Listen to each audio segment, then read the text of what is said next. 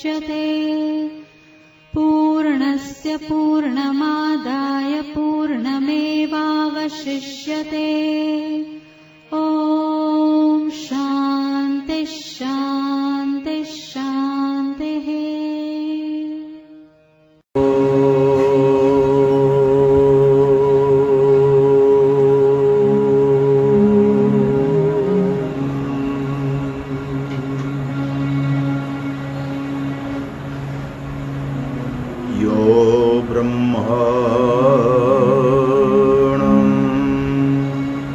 विदधाति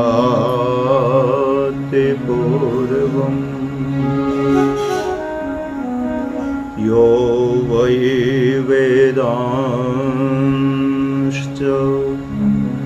प्रहिणोति तस्मै तन्महदेवा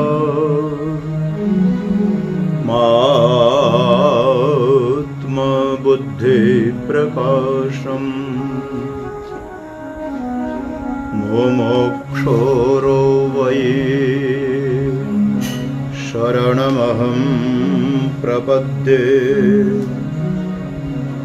ॐ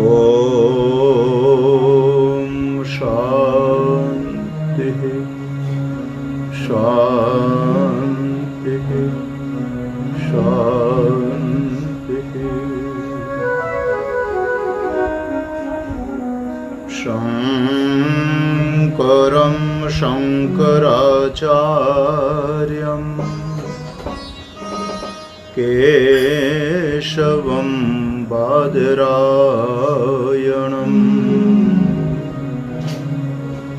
सूत्रभाष्यकृतौ वन्दे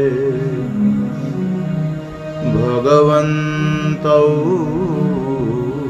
पुनः पुनः।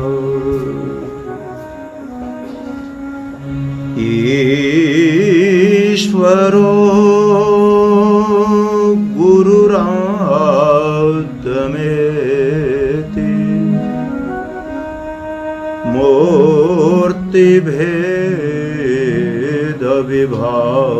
मूर्तिभेदविभागिने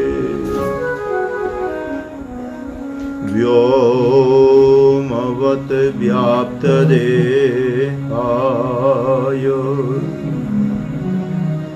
दक्षिणामूर्तये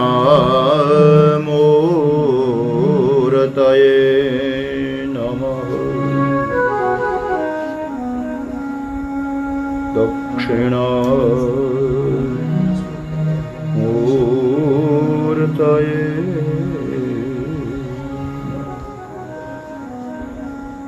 ॐ शान्ति शान्ति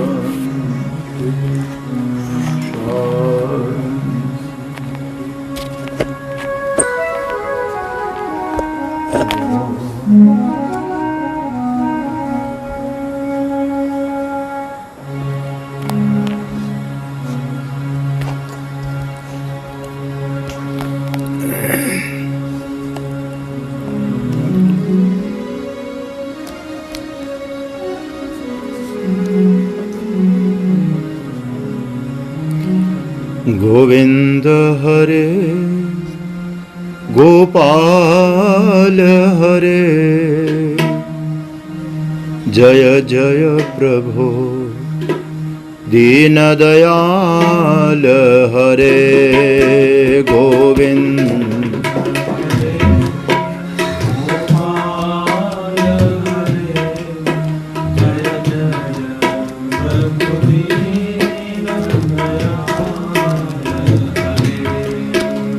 गोविंद हरे गोपाल हरे जय जय प्रभु दीन दयाल हरे गोविंद हरे गोपाल हरे जय जय प्रभु दीन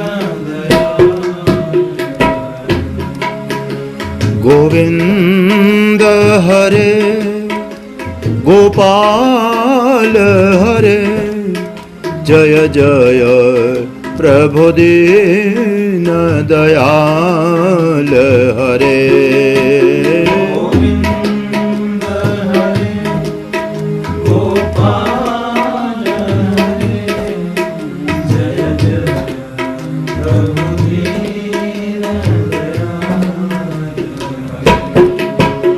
गोविंद हरे गोपाल हरे जय जय प्रभु दीन दयाल हरे गोविंद हरे गोपाल हरे जय जय प्रभु दीन हरे गोविंद हरे गोपाल हरे जय जय प्रभु दीन दयाल हरे गोविंद हरे गोपाल हरे जय जय प्रभु दीन दयाल हे गोविंद हरे गोपाल हरे जय जय प्रभु दीन दयाल हरे गोविंद गोपाल हरे जय जय प्रभु दीन दयाल गोविंद हरे गोपाल हरे जय जय प्रभु दीन दयाल हरे गोविंद हरे गोपाल हरे जय जय प्रभु दीन दयाल हे गोविंद हरे गोपाल हरे जय जय प्रभु दीन दयाल हरे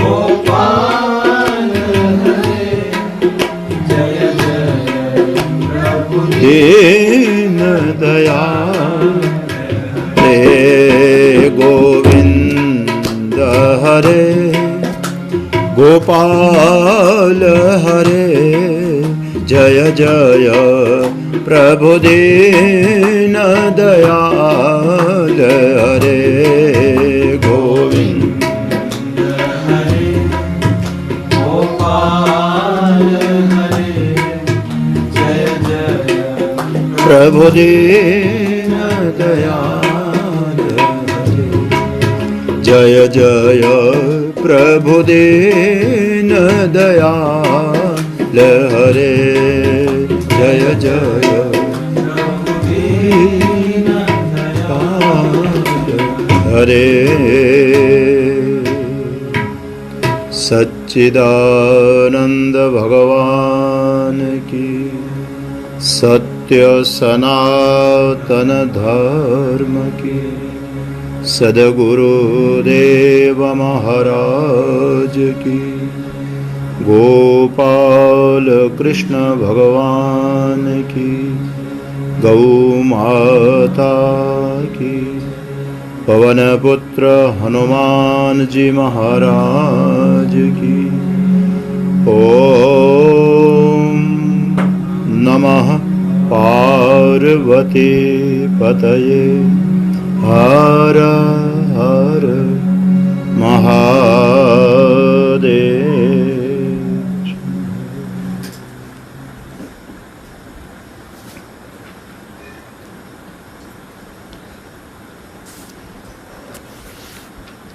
भारतवर्ष के अत्यंत महत्वपूर्ण अध्यात्म केंद्र प्रेमपुरी जी आश्रम मुंबई के माध्यम से संपूर्ण विश्व को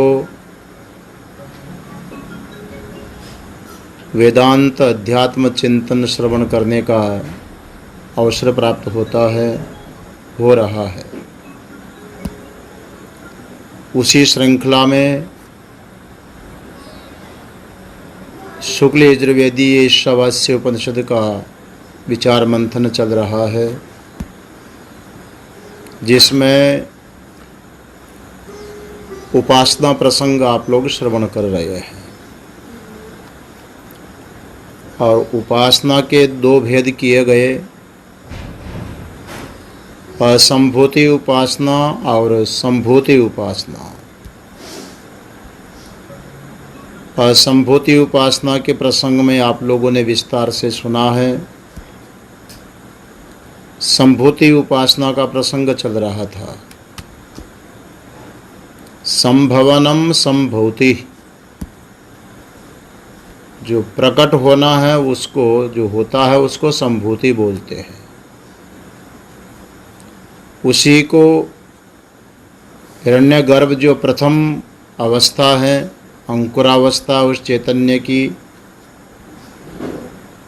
जिसके गर्भ में संपूर्ण विश्व समाया हुआ है, स्थूल जगत संपूर्ण जिसके भीतर निहित है,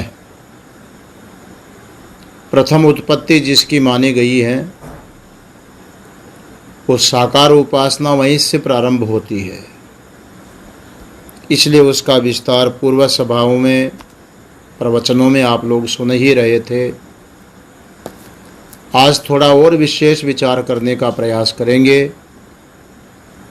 देखो 3 मंत्र आए हैं, उनका एक बार उच्चारण कर लें, फिर संभूति असंभूति उपासना में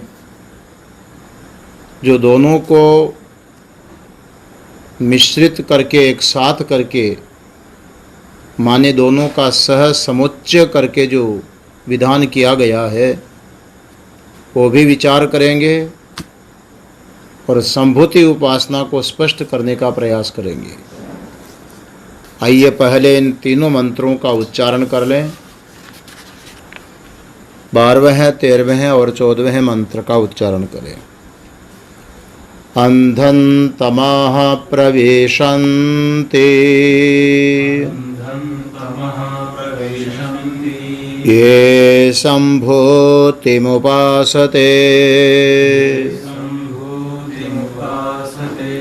ततो भूय युवते तमो ये उ संभूत्यामृताः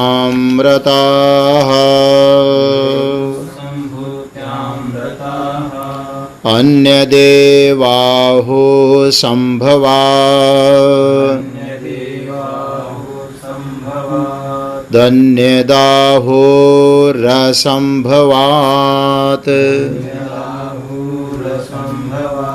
इति शुश्रुमधीराणाम्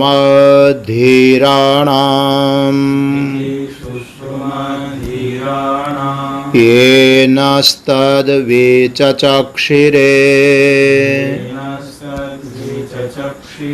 संभूतिं च विनाशं च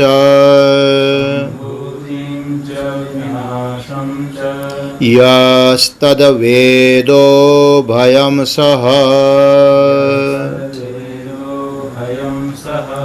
विनाशेन मृत्युं तीर्त्वा संभूत्यामृतमश्नुते।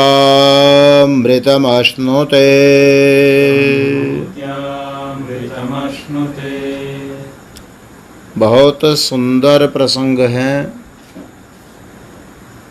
संभूति उपासना पर जो विचार हो रहा था उसको थोड़ा आगे बढ़ा करके और दोनों के सह समुच्चय का फल यहाँ पर अंतिम मंत्र में वर्णन किया गया, उसका विचार करेंगे। जैसा कि सुन रहे थे कि संभूति का मतलब जो कार्य ब्रह्म की उपासना है, और ये जो उपासना है शास्त्र का वाक्य आया है संभूतम षोडश कलम। संभूत किसको बोलते हैं? जिसमें 16 कलाएं विद्यमान हो। और 16 कला संपन्न ईश्वर ही हो सकता है, परमात्मा ही हो सकता है। अविद्या उपाधि विशिष्ट जो जीव हैं वो 16 कला संपन्न संभव नहीं है। यद्यपि ईश्वर की भी उपाधि है और जीव की भी उपाधि है, परंतु माया शक्ति विशिष्ट जो जीव है ईश्वर हैं, जिस माया शक्ति प्रकृति को लेकर के भगवान सगुण साकार रूप में प्रकट होते हैं। प्रकृतिम स्वामधिष्ठाय संभवामि आत्मा मायया। देखो, जीवों के जन्म लेने में और भगवान के प्रकट होने में बड़ा अंतर है। जीवों को जन्म लेना पड़ता है, जीव पराधीन होते हैं कर्म वासना के वशीभूत होने के कारण। तत्त कर्म का अनुरूप फल भोगने के लिए ईश्वरीय संकल्प से नहीं चाह करके भी उसको जन्म लेने पड़ते हैं, और ऐसे ऐसे जगह जन्म लेने पड़ते हैं जिसकी कभी जीव चाहना करता ही नहीं है। इसलिए उसका जन्म लेना, उसका मृत्यु को प्राप्त होना, ये दोनों जीव के वश का खेल नहीं है। ये ईश्वर अधीन है, और ईश्वर भी अपनी ओर से संकल्प नहीं करता, अपितु उसके कर्म को देख करके ही ईश्वर का संकल्प होता है। कर्मणा जायते जंतु कर्मणैव विलीयते। सुखम दुखम भयम क्षेमम कर्मणेवाभिपद्यते। भागवत में आया है कि जीव का जो जन्म होता है वो कर्म से ही होता है। उपनिषद में आया यथा कर्म यथा श्रुतम योनिमन्य प्रपद्यन्ते शरीरत्वाय देहिनः स्थाणुमन्य अनुसंयन्ति यथा कर्म यथा श्रुतम। अन्य अन्य योनियों में जीव को जो जन्म लेना पड़ता है उसको यथा कर्म यथा श्रुत होकर के लेना पड़ता है। जिसके कर्म जैसे हैं, संस्कार जैसे हैं, उसको लेकर के जीव को जन्म लेना पड़ता है। परंतु परमात्मा का, ईश्वर का जो माया शक्ति विशिष्ट चैतन्य ईश्वर है, उसका जो प्रादुर्भाव है, प्राकटन है, किसी भी लीलामय मायामय शरीर को धारण करना है, ये उसका संकल्प है। उसके ऊपर कोई नहीं है कि कर्म का फल भोगने के लिए उसको जन्म लेना पड़ रहा हो। इसलिए कहा कि प्रकृतिम स्वाम अधिष्ठाय। अपनी जो प्रकृति है भगवान उस पर अधिष्ठित होकर के आत्मशक्ति के द्वारा अपने को प्रकट करते हैं, स्वयं प्रकट करते हैं। संभवामि, भगवान बोल रहे हैं कि मैं प्रकट होता हूँ, मुझे कोई करता नहीं है, मेरी कोई मजबूरी नहीं है, ये तो मेरी लीला है, मेरी स्वेच्छा है। मगर जीव का तो सर्वथा प्राधीनता पूर्वक जन्म और मरण होता है। तो संभवनम षोडश कलम, जो भगवान का प्रकट होना है, संभूति, संभवनम संभूति, वो जो प्रकट होना है जिसमें 16 कलाएं हों, वो 16 कला संपन्न जो साकार रूप में प्रकट दिव्य परमात्मा शक्ति है, दिव्य रूप हैं, राम के रूप में, कृष्ण के रूप में, जिन्हें हम पुरुषोत्तम संज्ञा बोलते हैं, ये भगवान का विशेष अवतार, वो हिरण्यगर्भ ही इस रूप में आकर के प्रकट हो रहे हैं। इसलिए आइए साधकों की सुविधा के लिए आज थोड़ा विचार करेंगे कि षोडश कला संपन्न जो संभूति चैतन्य की, ईश्वर की उपासना है, संभूति उपासना, उसका ध्यान करने पर जो कलाएं ईश्वर को प्राप्त है उसमें बहुत कुछ कलाएं उपासक को भी प्राप्त हो जाती है। क्योंकि जैसा जैसा वो चिंतन कर रहा है उसके अनुरूप ही चिंतनीय के जो गुण धर्म है, लक्षण है, उसमें आ जाते हैं। बड़ा प्रसिद्ध उदाहरण है, आप लोगों को सबको पता है। माँ जानकी जब अशोक वाटिका में रखी गई थी रावण के द्वारा, तो उस समय उसने एक भ्रमरी कीट को के द्वारा लट को बंद करके देखा गया कि भ्रमरी कीट ने लट को अपने मिट्टी के घर में बंद किया, और वो जो लट है वो भ्रमरी का स्मरण करते करते स्वयं भ्रमरी बन गई। चिंतन का इतना बड़ा महत्व है। बड़ा प्रसिद्ध उदाहरण है कि ईटोयम भ्रमरी भवति अति निधिध्यासे रेथा हम तथा। उस समय सीता जी को ऐसा लगा, बड़ी चिंतित हो गई थी उस घटना को देख करके। माँ जानकी की एक गुप्त सहेली थी, उसका नाम था त्रिजटा। एक रोज सीता जी से मिलने के लिए जब गई तो देखा कि सीता जी बड़ी चिंतित लग रही हैं, काफ़ी उदास लग रही हैं। विशेष चिंता देख करके पूछा गया कि बात क्या हो गई, आज इतने चिंतित क्यों हो। कहने लगी कि सखी, मैंने देखा कि एक भ्रमरी ने लट को मिट्टी के घर में बंद किया और ऊपर गुंजार करती रही, तो कुछ समय के बाद में वो जो लट थी उसके भी पर निकल आए, मिट्टी के घर को तोड़ करके भंवरी बन करके बाहर निकल गई।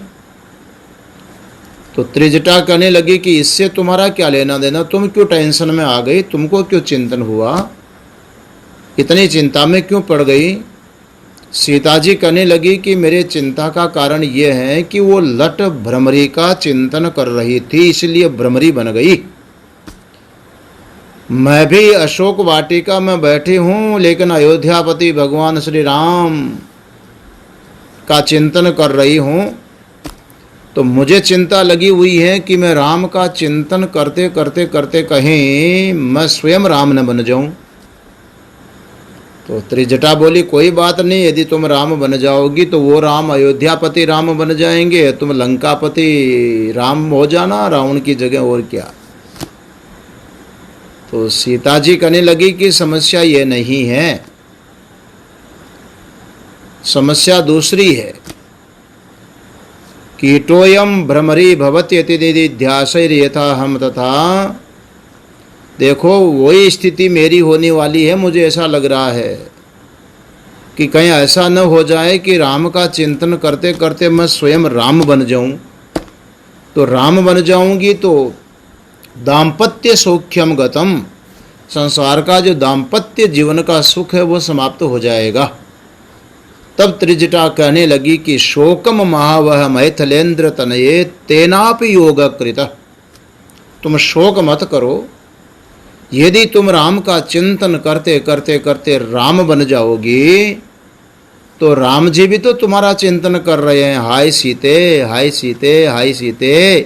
तो फिर राम जी को सीता बनना पड़ेगा, इसलिए राम जी तो सीता बन जाएंगे और सीता तुम राम जी बन जाना। शोकम माहव मैथिलेन्द्र तनये तेनापि योग कृतः, इसलिए वो भी योग कर रहे हैं। सीता सोपि भविष्यति सरले तन्नो मतम जानकी। कोई टेंशन करने की जरूरत नहीं है, तुम्हारा जीवन वैसा ही बना रहेगा। कहने का तात्पर्य यह है कि जैसा चिंतन करते हैं ऐसे ही चिंतनीय का जो स्वरूप होता है वो चिंतक के जीवन में आता है। उपासक जिस प्रकार की उपासना में उपास्य का चिंतन करता है, वो उपास्य के जो गुण विशेष हैं वो उपासक के जीवन में भी आने लगते हैं। ऐसे बहुत सारे उपासकों के जीवन को हम लोग देखते हैं। तो किस प्रकार से उपासक उस संभूति की उपासना करता है जिससे उसमें भी विशेषता आती है। और जो संभूतम षोडश कलम बताया गया है कि अवतार लिए हुए भगवान, ये षोडश कला वो हिरण्यगर्भ ही 16 कलाओं से युक्त होकर के रामकृष्ण आदि के रूप में प्रकट होते हैं। तो यून का चिंतन करने वाले में भी वो विशेषता खासियत आ जाती है। तो आओ थोड़ा हम लोग समझें आज कि ये षोडश कला पुरुष की जो 16 कलाएं हैं किस रूप में उस कला पुरुष का चिंतन करें ताकि उपासक के भीतर भी वो विशेषताएं आ जाएं। बहुत सुंदर 16 कलाओं का वर्णन किया है।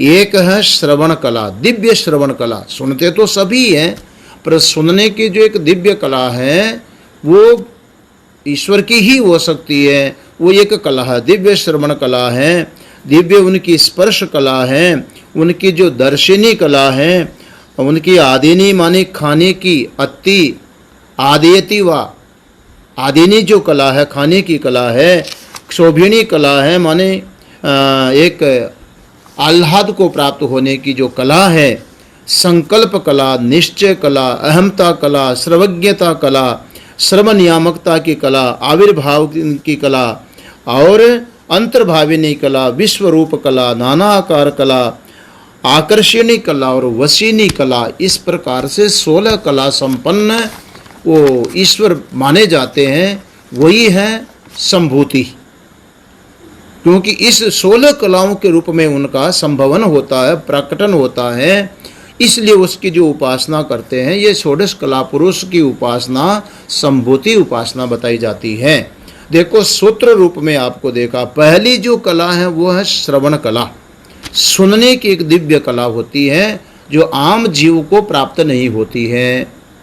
ये दिव्य कला जिनके पास में है, भगवान सुनते, देखो बोलते हैं कि भगवान कहाँ है, वो वैकुंठवासी भगवान वैकुंठ में शयन कर रहे हैं, विश्राम कर रहे हैं। और भक्त कहाँ हैं, इस मर्त्य लोक में, इस धरती पर है।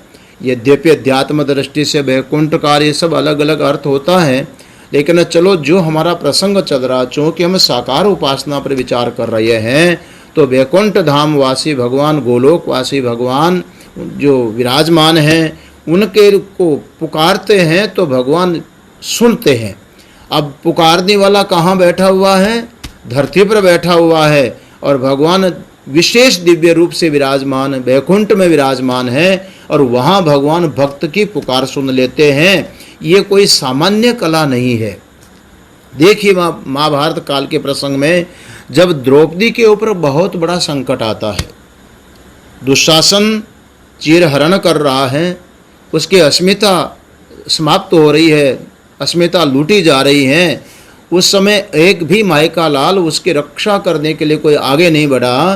तब आखिर में द्रौपदी ने एकमात्र भगवान श्री कृष्ण की, परमात्मा की, भगवान वैकुंठनाथ की शरण ग्रहण की, और द्रौपदी ने प्रार्थना किया कि हा देव प्रणत शरण श्रीपते दीनबंधो व्यापिन्येव प्रभवति भवत्यस्मि दीनाति दीनः कारुण्याब्धे स्वपद शरणम सर्वलोकस्य यच्छन् मामेवेकाम कथमिमं जगन्नाथ दीनाम जहाति।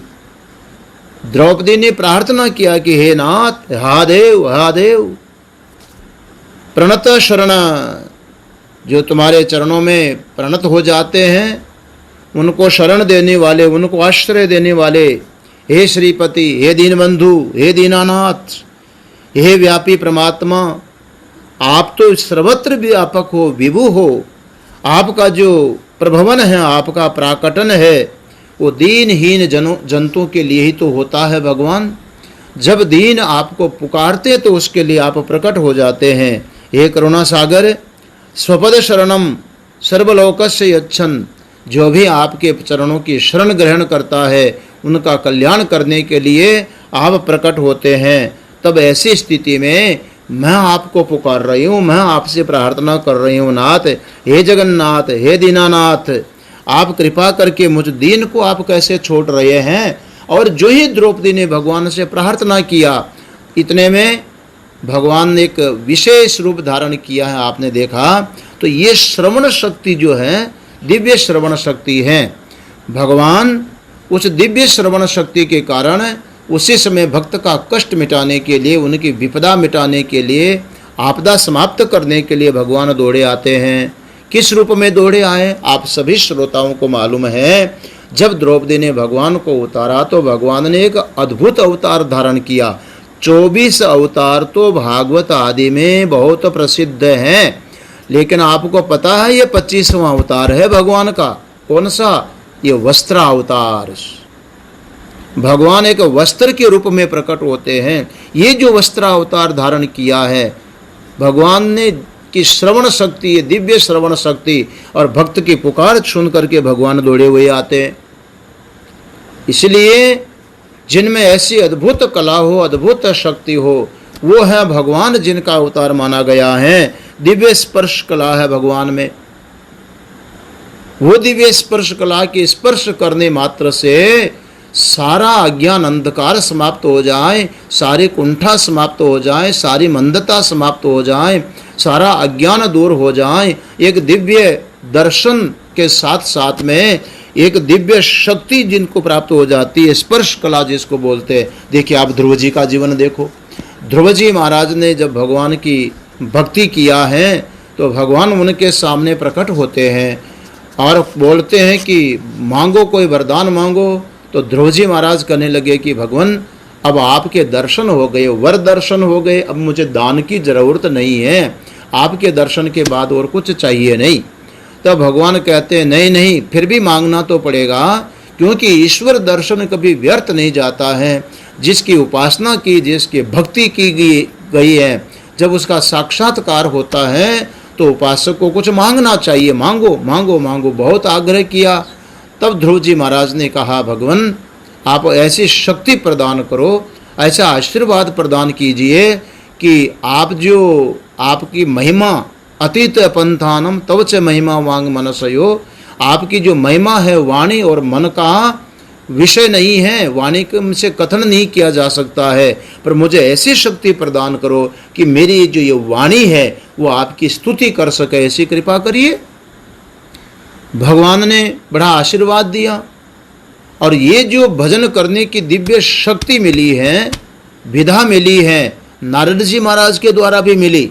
देखो स्पर्शनी शक्ति कैसी होती है। नारद जी महाराज ने ध्रुव के बालक के सिर पर हाथ रखा और एक दिव्य भक्ति हुई। फिर भगवान ने ऐसी स्पर्श कला के द्वारा अद्भुत शक्ति प्रदान किया और वो ध्रुव बालक 5 वर्ष का बालक क्या पढ़ेगा, क्या अभ्यास करेगा, लेकिन उसके मुंह से निकल पड़ी स्तुति, निकल पड़ी। योऽन्त प्रविश्य मम वाच मिमां प्रसुप्तां संजीवयति अखिल शक्ति धरस्वधामना अन्याश्च हस्तचरण श्रवणत्वगादीन प्राणान नमो भगवते पुरुषाय तुभ्यम। हे भगवान, मैं आपको बार बार प्रणाम करता हूँ। मैं आपको देख रहा हूँ, आपका अनुभव कर रहा हूँ कि आप हर प्राणी के भीतर में विराजमान है। अंत प्रविश्य, और भीतर में प्रविष्ट होकर के जैसे बिजली बल्ब में प्रविष्ट होकर के उसको प्रकाशित कर देती है, आप मेरी जीभ में बैठ करके इस वाणी को बोलने की शक्ति प्रदान कर दी।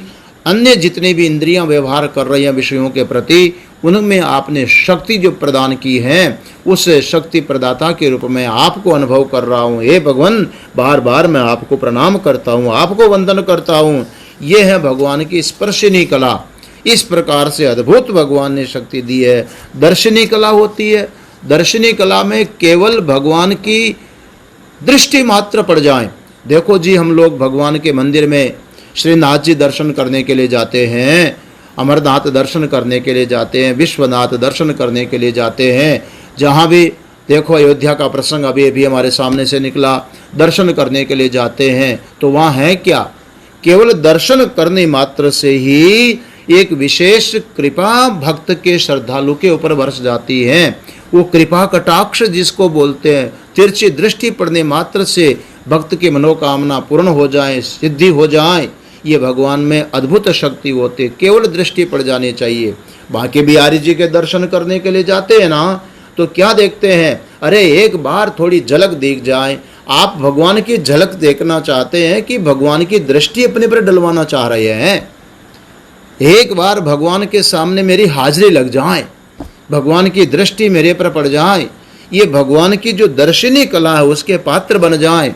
शिव महिमन स्तोत्र में एक बहुत बढ़िया श्लोक आया, महोक्ष खट्वांगम परशुरजिनम भस्म फणिन कपालम चेति यत् तव वरद तंत्रोपकरणम सुरास्ताम ताम रिद्धिम ददति तु भवद भ्रू प्रणिहिताम नहि स्वात्मा रामम विषय मृग तृष्णा भ्रमयति। देखो भगवान शिव की बड़ी महिमा आई है। महोक्ष खट्वांगम परशुरजिनम भस्म फणिन। भगवान शिव अपने पास कोई बहुत बड़ा ताम झाम नहीं रखते हैं जी। एक बूढ़ा सा बेल रखते हैं, एक चारपाई का पाया है। महोक्ष खट्वांगम परशुरजिनम भस्म फणिन, एक कुल्हाड़ा रखते हैं, सिर पर भस्म लगाते हैं, गले में सर्प धारण कर लेते हैं और भिक्षा पाने के लिए पात्र भी मरे हुए पुरुष के सिर की खोपड़ी का पात्र है। बाबा क्या है भगवान शिव के पास में? अपने लिए कुछ नहीं रखते हैं, पर भगवान के पास में जब देवता मांगने के लिए जाते हैं तो सुरास ताम ताम रिद्धिम दधति, जो भी देवगण रिद्धि मांगते हैं भगवान शिव उनको केवल सब प्रदान कर देते हैं। तो बोले महाराज उनके घर में तो ये सब निकम्मे निकम्मे साधन है जिसको दुनिया के कोई लोग नहीं चाहते, ऐसे बेकार के सामान इकट्ठे करके रखे हैं भगवान ने। तो देवताओं को तो सब कुछ सुख सुविधाएं ऐश्वर्य भोग के साधन चाहिए, वो कहाँ से मिलता है? तो वहाँ आया है कि सुरास ताम ताम रिद्धिम दधति तु भवद भ्रू प्रणिहिताम। भगवान केवल अपनी जो दर्शनी कला है, कृपा कटाक्ष है, आंख से इशारा मात्र है ना, यही भगवान की दर्शनी कला है। अरे भगवान ने तो इशारा कर दिया, बस फलानी चीज चाहिए, इशारा किया बस हो गया, जाओ हो जाएगा काम। यह है कृपा कटाक्ष दर्शनी कला, जिनकी दृष्टि पड़ने मात्र से अपना कार्य सिद्ध हो जाता है। आज देखो भगवान के जहाँ जहाँ भी बड़े बड़े धाम हैं, हम श्रद्धा लेकर के दर्शनों के लिए जाते हैं तो वहाँ भगवान आपको कोई आवाज़ देते हैं, कोई शब्द बोलते हैं? नहीं, भगवान की दृष्टि पड़ जाती, इतने मात्र से एक श्रद्धालु का कार्य सिद्ध हो जाता है, उसका संकल्प सिद्ध हो जाता है, बहुत बड़ी समस्या का निराकरण हो जाता है, बहुत बड़ी मांग की संपूर्ति हो जाती है। यह है भगवान की कृपा कटाक्ष दर्शनी कला। ये है संभूति की उपासना में, इसलिए साकार की उपासना में ही संभव है, क्योंकि कृपा कटाक्ष जो दृष्टि प्राप्त होती है वो साकार की उपासना से ही प्राप्त होगी। तो ये संभूति उपासना का फल का एक विधा बताई गई है। दूसरी भगवान की आदिनी कला है। आदिनी कला माने खाने की कला। भगवान खाते हैं तो ऐसे खाते हैं, साधारण अज्ञानी जीव जो खाता वो अपना पेट भरने के लिए खाता है जी। क्यों ब्रह्मचारी जी? वो अपने पेट की बात सोचता, अपने लिए खाता है। पर भगवान का जो अदन क्रिया है, भगवान की भोजन की क्रिया है, वो एक के लिए नहीं, भगवान की अदन क्रिया समष्टि के लिए होती है। एक अदन क्रिया से भगवान सारे विश्व को तृप्त कर देते हैं। सारी कथाएं सुनाऊंगा तो प्रसंग बहुत लंबा हो जाएगा, पर थोड़ा सा आपको याद दिलाता हूँ। कथा आपको याद है, बहुत प्रसिद्ध कथा है कि जब दुर्वासा जी महाराज दुर्योधन के आग्रह पर उनके यहाँ चातुर्मास करते हैं, तो चातुर्मास की समाप्ति हुई और जब प्रस्थान करने लगे तो दुर्योधन ने कहा कि महाराज अब आप पधार रहे हैं तो जंगल में वन में जो हमारे छोटे भाई लोग रहते हैं उनको भी आप जैसे महान पुरुषों के दर्शन हो जाएं। यद्यपि दुर्योधन की भावना पवित्र नहीं थी, उसका तो दुर्भाव था, लेकिन देखो उसके दुर्भाव में भी संतों के जो दर्शन हैं वो तो जीव का कल्याण ही कराएंगे, भगवत प्राप्ति ही कराएंगे। कहा कि आप जरूर हमारे भक्त भाइयों को दर्शन देते हुए पधारें और आपका जो नाश्ता पानी है, भोजन है आदि भी वहाँ पर सब व्यवस्था होगी, तो आप वहाँ पधारें। दुर्योधन ने पहले ही दुर्वासा जी को इशारा कर दिया। पहुँच गए जहाँ पांडव वनवास भोग रहे थे। पांडवों ने उनका बड़ा स्वागत सत्कार किया, सम्मान किया और कहा कि महाराज प्रसाद पाइए। तो उधर दुर्वासा जी कहने लगे कि अभी तो हमने स्नान ही नहीं किया है, स्नान आदि करेंगे उसके बाद में भोजन पाएंगे। दुर्वासा जी हजारों शिष्यों को साथ में लेकर के सरिता पर स्नान करने के लिए गए। उधर द्रौपदी के सामने जब युधिष्ठिर महाराज ने बोला कि देखो आज हजारों संत लोग आए हैं, उनके भोजन की व्यवस्था होनी चाहिए, द्रौपदी कहने लगी कि महाराज भोजन की व्यवस्था कैसे होगी? मुझे जो एक दिव्य शक्ति प्राप्त है वो बटलोई है, वो प्रसाद में मिली हुई है, वो तब तक काम करती है जब तक मैं भोजन न कर लूँ। आज सबका भोजन हो चुका है, उस पात्र में कुछ नहीं रह गया है। अक्षय पात्र जो द्रौपदी को मिला हुआ था उसमें कुछ भी नहीं रहा, तो मैं खिलाऊंगी क्या? बड़ी चिंता लगी कि हे भगवान, इतने सारे संत और उसमें उनके आचार्य दुर्वासा जी साथ में हैं, यदि उनका यथोचित सत्कार सम्मान नहीं होगा तो कुछ भी उनके मुंह से निकल सकता है। आप कृपा करिए भगवान, कुछ उपाय करिए। भगवान को द्रौपदी ने जो ही स्मरण किया, भगवान देखो दौड़े दौड़े दौड़े वहां पर पहुंच गए। भगवान आए तो द्रौपदी को बहुत अच्छा लगा, दर्शन किए, बड़ी प्रसन्न हुई। पर द्रौपदी कहने लगी, भगवान कहने लगे कि द्रौपदी देखो तुमने पुकारा, मैं भोजन की तैयारी कर रहा था, तुम्हारे पुकारने पर बिना खाए पिए मैं आया हूं, मुझे भूख बड़ी जोर से लगी है, तो कुछ खाने को हो तो दो। तो द्रौपदी तो मन में सोचने लगी, कोई बीमार किसी डॉक्टर के पास में जाओ और डॉक्टर कहे मैं स्वयं ही बीमार हूं। ऐसी स्थिति हो गई कि महाराज मैंने तो आपको जिस समस्या के लिए पुकारा, आप तो समस्या को साथ में खुद भी लेकर के आए। यही तो समस्या है महाराज, उन संतों का भोजन कैसे होगा, उनको कैसे खिलाऊं। बोले मैंने सुना है तुम्हें एक बहुत बड़ा पात्र मिला हुआ, अक्षय पात्र, उसमें सब कुछ मिलता है। बोले प्रभु प्राणनाथ मिलता तो है, मगर वो एक दिन के लिए तभी तक काम करता है जब तक मैं स्वयं भोजन प्रसाद प्राप्त न कर लूँ, उसके बाद में उस पात्र से कुछ नहीं मिलता है। मैं भोजन कर चुकी हूँ। भगवान बोले कोई बात नहीं, भोजन कर चुकी हो तो थोड़ा बहुत बचा हो तो देख तो लो। बोले कुछ नहीं है, साफ करके रखा है। अरे बोले इतना संकोच क्यों करती हो, लाओ तो अक्षय पात्र दिखाओ तो सही, उसमें क्या चमत्कार है। अक्षय पात्र जब ला करके द्रौपदी ने कहा ये देखो आपके हाथ में रखती हूँ प्रभु, इसमें कुछ नहीं है। भगवान ने देखा और उसके भीतर में हाथ घुमाया तो केवल एक साग का पत्ता चिपका हुआ था। वो साग का पत्ता भगवान ने निकाला और निकाल करके भगवान कहने लगे द्रौपदी मेरा तो काम हो गया, बस इतना ही तो चाहिए, और क्या है। मिल गया खाने के लिए। वो साग का पत्ता भगवान ने मुंह में डालते हुए ये बोला अनेन विश्वम तृप्यताम, इसके द्वारा संपूर्ण विश्व की तृप्ति हो जाए। और जो ही भगवान ने एक साग का छोटा सा पत्ता खाया, इतने मात्र में तो विश्व की तृप्ति हो रही है। तो दुर्वासा जी कैसे भूखे रह जाएंगे, उनके चेले कैसे भूखे रह जाएंगे। और जिस सरिता में वो स्नान कर रहे थे, पहले चेले कह रहे थे गुरुजी जल्दी चलें, आज बड़ी जोर से भूख लगी है, सवेरे से चल करके आए हैं, नाश्ता पानी भी नहीं हुआ। लेकिन नहाते धोते कोई स्नान कर रहा था, कोई कपड़े धो रहा था, तो कोई गायत्री पाठ जप कर रहा था, तो कोई वेद पाठ कर रहा था। सबके सब उनका बैठना बड़ा मुश्किल हो गया। ऐसे इच्छा होने लगी कि लेट जावें, सो जावें। जैसे ब्रह्मचारी जी ज़्यादा हो गया भोजन तो फिर सोने की इच्छा होती है, ऐसे ही इच्छा होने लगी। और कहने लगे गुरुजी पता नहीं पेट में क्या हो गया, कुछ खाने की इच्छा नहीं हो रही है। दुर्वासा जी बोले देखो भाई खाने की इच्छा नहीं हो रही, वहाँ चलेंगे भोजन तैयार हो गया होगा, और पांडवों को क्या कहेंगे कि भूख नहीं है, उन्होंने सबका भोजन बनाया होगा। सारे चेले गुरुजी को कहने लगे गुरुदेव वहाँ चलो ही मत, निकलो इधर से।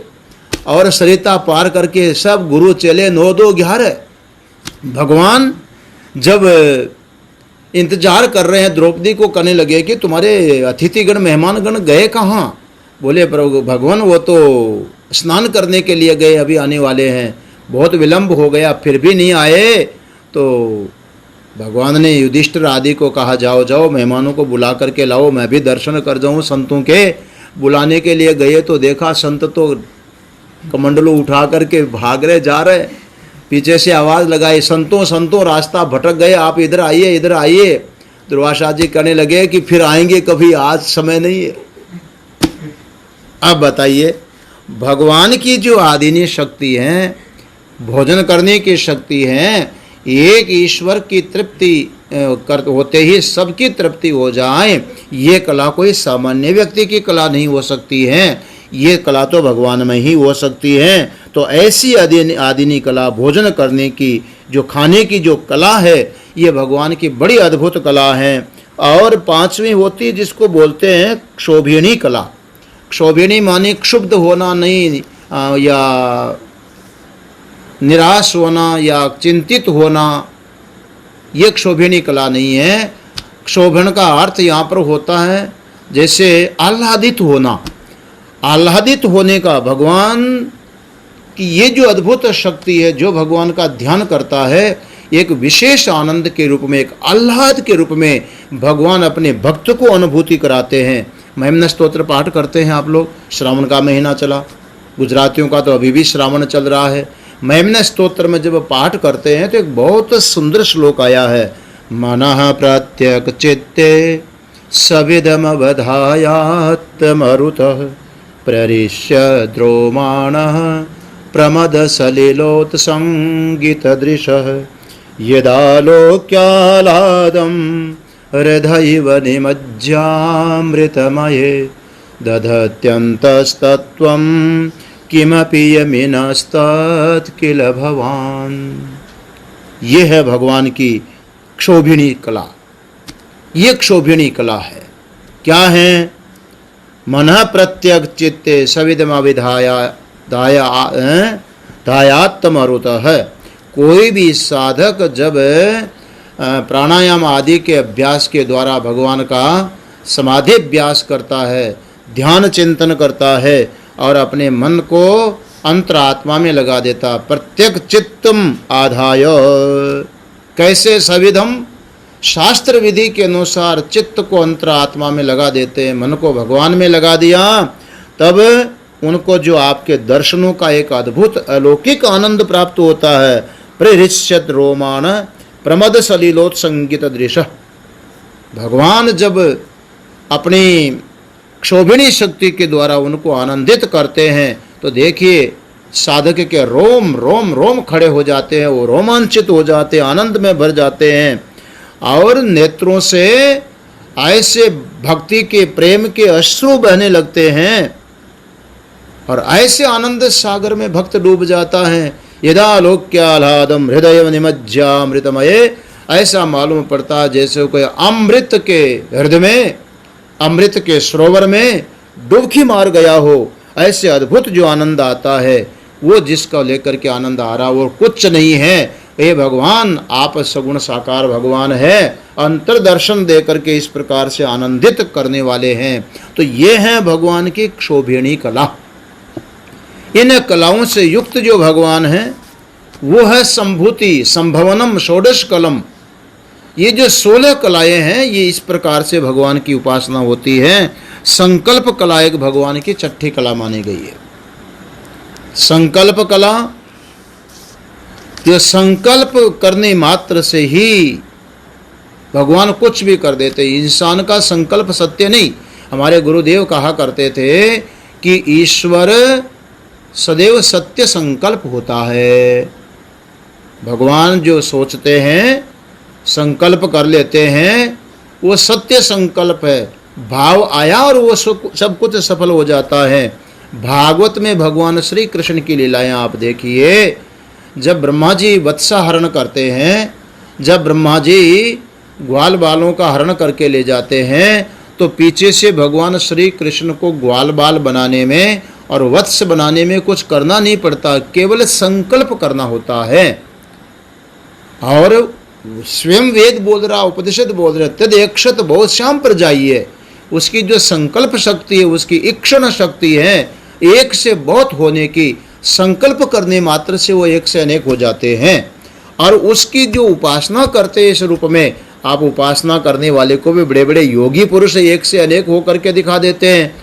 तो भगवान की जो ये शक्ति है, संकल्प शक्ति, भगवान श्री कृष्ण देखो जितने बछड़े थे, जैसे बछड़े थे हूबहू उतने वैसे के वैसे बछड़े बना लिए और बन लिए। इसका मतलब उनका जो संकल्प था वो संकल्प ही बछड़ों के रूप में आया। बछड़ों को लेकर के वहाँ आते हैं जहाँ ग्वाल बाल कलेवा कर रहे हैं, तो ग्वाल बाल गायब मिलते हैं। तो भगवान श्री कृष्ण ने फिर संकल्प किया और ग्वाल बालों के रूप में भगवान श्री कृष्ण प्रकट हो गए। ये है उनकी संकल्प शक्ति। तो षोडश कला पुरुष में छठी जो भगवान की संकल्प शक्ति है, उस संकल्प शक्ति वाले भगवान के रूप में हम उनका जब स्मरण करते हैं, उनका चिंतन करते हैं, तो चिंतन करने वाले को भी बहुत बड़ा लाभ प्राप्त होता है। ये एक भगवान की निश्चय कला है।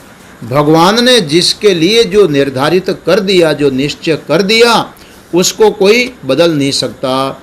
बोलते हैं हमारे यहाँ पर विधाता के लेख। क्या बोलते हैं? विधाता के लेख बोलते हैं कि उस विधात्री ने जो लिख दिया है वो अमिट होता है, प्रारब्ध बना दिया है, वो सब सामने आता ही है। उसकी भगवान की निश्चय कला है। आयुः कर्म च वित्तम च विद्याम निधनम एव च पंचैतानि ही सृज्यन्ते गर्भस्थस्य वही देहिनः।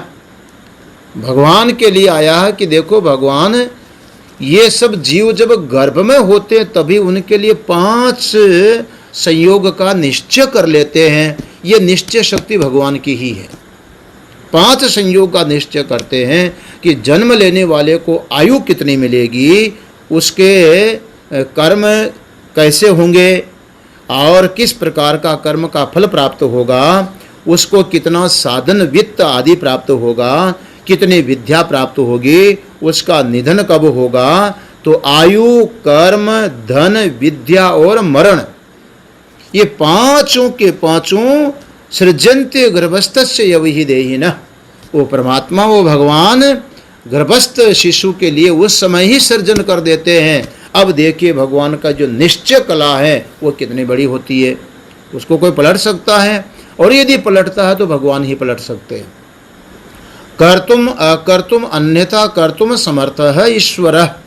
करने में भी समर्थ है, नहीं करने में भी समर्थ है, जो होता है उसको बदलने में भी समर्थ है।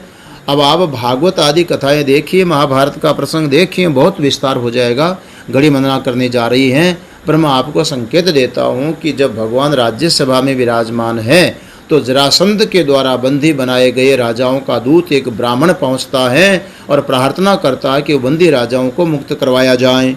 दूसरी ओर इतने में नारद जी महाराज का आगमन होता है और वो प्रार्थना करते हैं कि महाराज युधिष्ठिर राजसूय यज्ञ करने जा रहे हैं और भगवान अग्र पूजा स्वीकार करने के लिए आप इंद्रप्रस्थ पधारे हैं।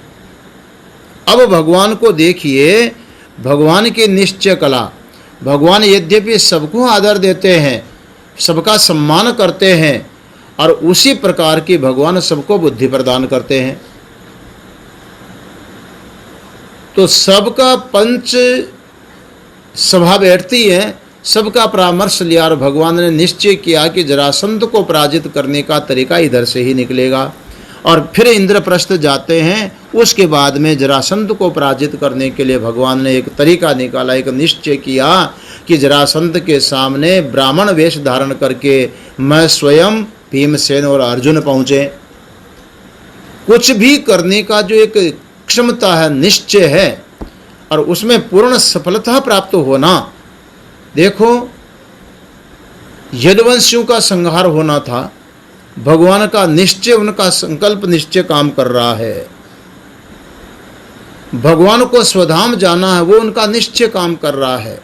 तो जो सोचते हैं, जो निश्चय करते हैं, इंसान तो क्या क्या प्लानिंग करता, 5 वर्षीय योजना बनाते हैं। पर 5 वर्षीय योजना बाबा क्या बनाओगे, 5 वर्ष तुम्हारे पूरे होंगे कि नहीं? या तो ऊपर वाला पहले ही 5 वर्ष होने से पहले ऊपर बुला लेगा, और वो नहीं बुलाएगा तो यहाँ टांग खींचने वाले बहुत लोग बैठे, वो तुमको खींच लेंगे और तुम्हारी योजना धरी रह जाएगी। परंतु भगवान की जो योजना होती है वो निश्चय पूर्वक योजना होती है, वो सत्य संकल्प होते हैं। इसलिए भगवान की जो निश्चय है, संकल्प के अनुसार वो निश्चय भी उनका सच्चा होता है जीव के लिए। इस प्रकार से ये भगवान के संकल्प है। तो संभवनम जो षोडश कलम बता रहे थे, षोडश कला संपन्न जो पुरुष हैं उसको बोलते हैं संभूत, और संभूत एवं संभूति। जो संभूत है वही संभूति है। उस संभूत की जो उपासना है, ये संभूति उपासना का ही अणिमा आदि ऐश्वर्य की प्राप्ति जो फल बताया जा रहा था, ये उसी की उपासना का फल है, उपासक को भी प्राप्त होता है। मेरा विचार है कि ये प्रसंग बहुत अच्छा है। कम से कम षोडश कला पुरुष जो भगवान है उनकी 16 कलाओं का विचार हो सकेगा। आज संक्षिप्त रूप से हमने सप्त कला तक विचार किया है। कल षोडश कला पुरुष की संपूर्ण कलाओं का विचार करते हुए इस प्रसंग को आगे बढ़ाएंगे। आज हमारी घड़ी इनकार कर रही हैं, हम इसी के साथ अपने वक्तव्य को यहीं विराम देंगे और ब्रह्मचारी जी से भजन सुनने के लिए सबसे आग्रह करेंगे कि आप सब ब्रह्मचारी जी का भजन की प्रतीक्षा कर रहे होंगे। भजन ब्रह्मचारी जी आपको सुनाएंगे। इसी के साथ में शांति पाठ करके विश्राम होगा। ओम। होते दयालु कन्हैया बता कैसे होती हिफाजत हमारी, बता कैसे होती हिफाजत हमारी।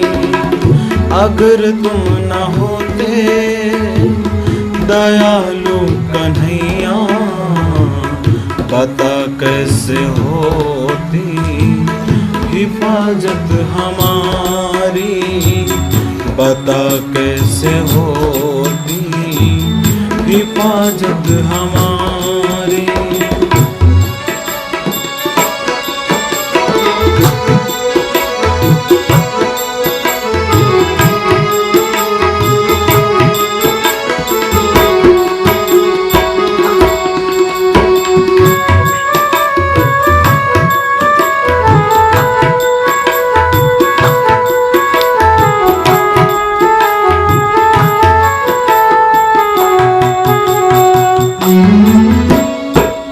तुम्ही को मनाए, तुम्ही को रिझाए, तुम्ही को मनाए, तुम्ही को रिझाए। कन्हैया को अपने दिल में बसाए, हाँ कन्हैया को अपने दिल में बसाए। हमें न्याय मिलता सदा दर पे तेरे, हमें न्याय मिलता सदा दर पे तेरे। खुली रहती कान्हा अदालत तुम्हारी, खुली रहती कान्हा अदालत तुम्हारी। अगर तुम न होते दयालु कन्हैया, बता कैसे होती हिफाजत हमारी, बता कैसे होती हिफाजत हमारी।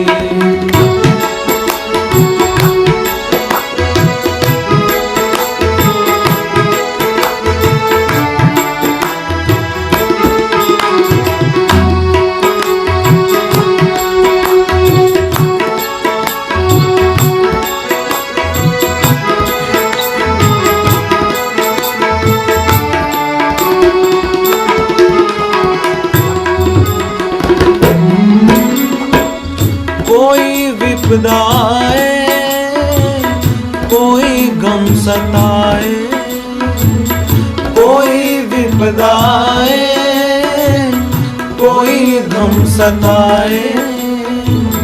कन्हैया के दर पे जाकर सुनाए, हाँ कन्हैया के दर पे जाकर सुनाए।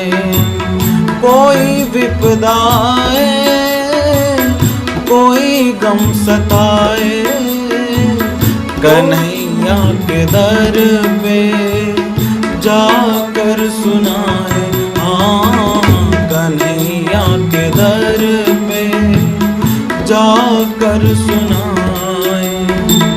सिवा तेरे मोहन नहीं और दूजा, सिवा तेरे मोहन नहीं और दूजा। सुनता जो हर दम शिकायत हमारी, सुनता जो हर दम शिकायत हमारी। अगर तुम न होते दयालु कन्हैया, अगर तुम न होते दयालु कन्हैया, बता कैसे होती हिफाजत हमारी, बता कैसे होती हिफाजत हमारी।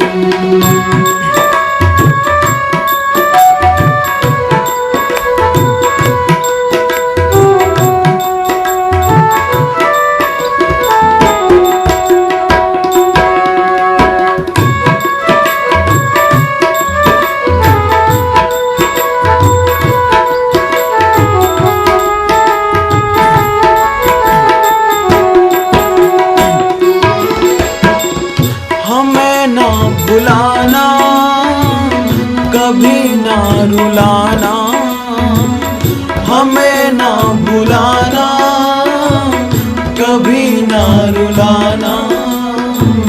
चरणों में हमको देना ठिकाना, हाँ चरणों में हमको देना ठिकाना। हमें ना भुलाना, कभी ना रुलाना, हमें ना भुलाना, कभी ना रुलाना। चरणों में हमको देना ठिकाना, चरणों में हमको देना ठिकाना। तेरा ही भरोसा, तेरा ही सहारा, तेरा ही भरोसा, तेरा ही सहारा। होती रहे हम पे इनायत तुम्हारी, होती रहे हम पे इनायत तुम्हारी। अगर तुम ना होते दयालु कन्हैया, अगर तुम ना होते दयालु कन्हैया, बता कैसे होती हिफाजत हमारी, बता कैसे होती हिफाजत हमारी।